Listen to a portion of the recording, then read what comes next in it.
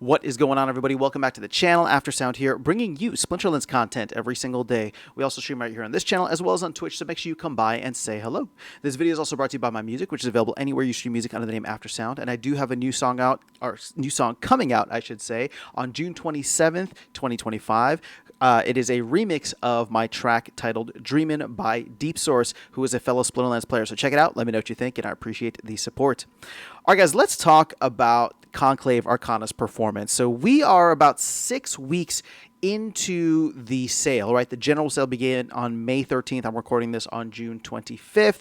So, approaching a month and a half of this pack sale and really this set being in the ecosystem. And one thing that really stands out to me is how much money has been spent in total on packs. Now, keep in mind that there are a variety of packs. There's several new pack types here, right? Including the starter packs, the alchemy packs, and the legendary packs. So in total, I'm looking at dollars spent versus packs purchased. And if we were to go back to, for example, the example that I'm going to be comparing this against is Rebellion, you can see here that we had about 1 million packs sold for Rebellion. And I honestly can't remember just because it was so long ago. I think there may have been some group group purchases or group benefits early on, which were taken away at some point when vouchers were removed. Plus, there was a whole voucher thing there in the beginning where you could do like 4,000 DEC and 5 vouchers, or 5,000 DEC. But all in all, if we just look at this and say, okay, there was roughly 1 million packs purchased, and again, I'm just using that as a rough number. 1 million packs purchased at roughly 4,000 DEC. I mean, I can't imagine anybody who'd be paying 5,000 DEC when vouchers were significantly cheaper, right? Like significantly cheaper. It would make no sense for people to not use the voucher discount, especially early on. That gets us to about 4 billion DEC, right? Roughly $4 million worth of value that was, or $4 million worth of demand that was spent on that set during its entirety, right? And so when we take a look at where we're at right now, you can see we're at 3.6 billion, or we'll say 3.6 billion DEC, which at PEG is like $3.6 million for Conclave Arcana packs. And this is across the board, right? So again, this includes all packs, and you can even see the breakdown here. A good percentage of it, almost half of it, is in the alchemy packs, but we've seen a good amount. Standard packs are 32%, legendary packs 18%, and even starter packs holding their own at 3%. I really didn't think that would be anything until after the pack set was completely out of print and not available, or at least all the other packs were not available. So, I would say that at this point we are off to a fairly good start. Maybe a very good start. I don't know how to gauge it, because obviously there's so much time left between now and March of next year when this is set to be done, right? There's about 9 months left.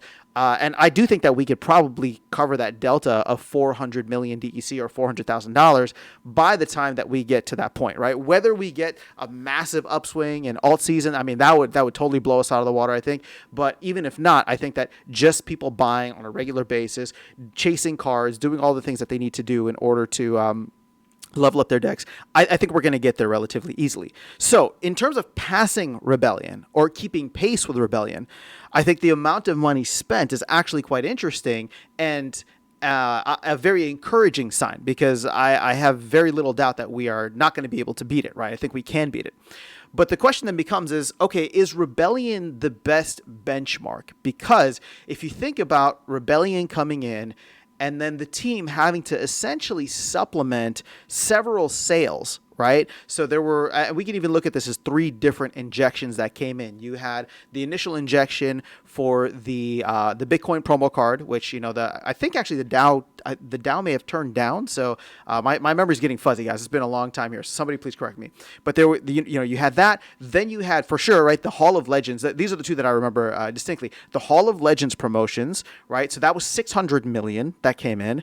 And then the Conclave Arcana kind of like we gave them another 600 million to develop the Conclave Arcana set, right? So at this point in time, I'm looking at it and saying, okay, in order for them to get from Rebellion to Conclave Arcana, they needed a couple of injections, right? If we just look, even the Bitcoin promo one was smaller. It wasn't 600 million, whether we did or didn't accept it. But my point is that that's another 1.2 billion DEC. So is the real benchmark not actually 4 billion DEC, but actually needing to get to like 5.2 billion DEC, right?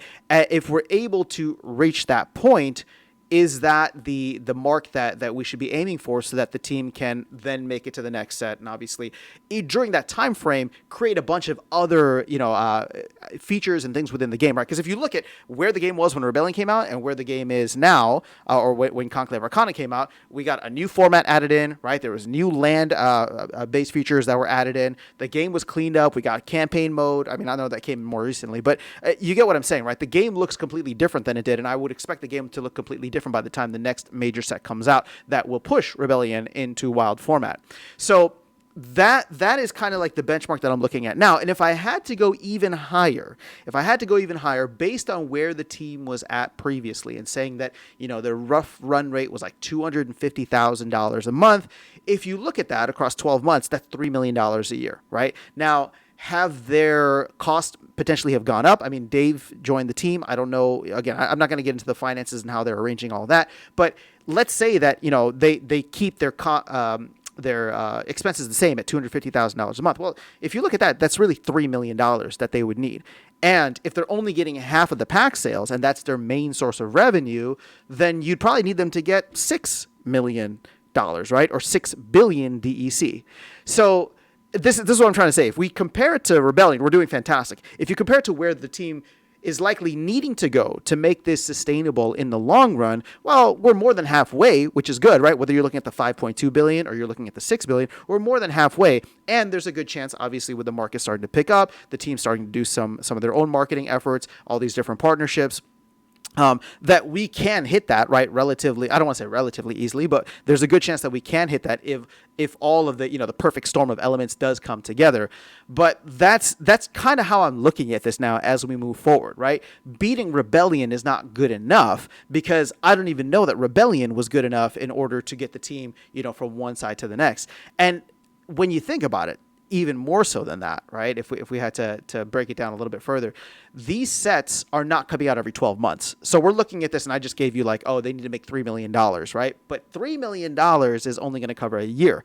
And what we've seen is that there's been a year and a half between these sets, right? Or 18 months roughly is what we saw.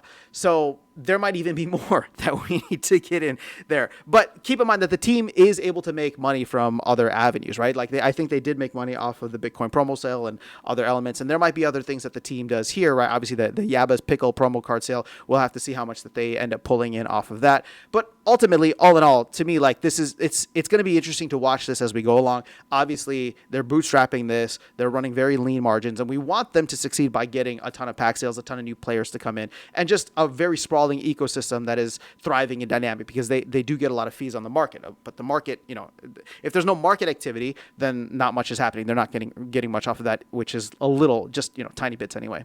So these are just some numbers that I'm sharing there with you. Obviously, we're only 6 weeks-ish into this, and I am very curious to see where things end up. But it's something that I will probably end up tracking over the next couple of months and into the end of the set here. So let me know your thoughts in the comments below. Just want to share that with you guys. Otherwise, I'll catch you all in the next one and see you around the game. Take care.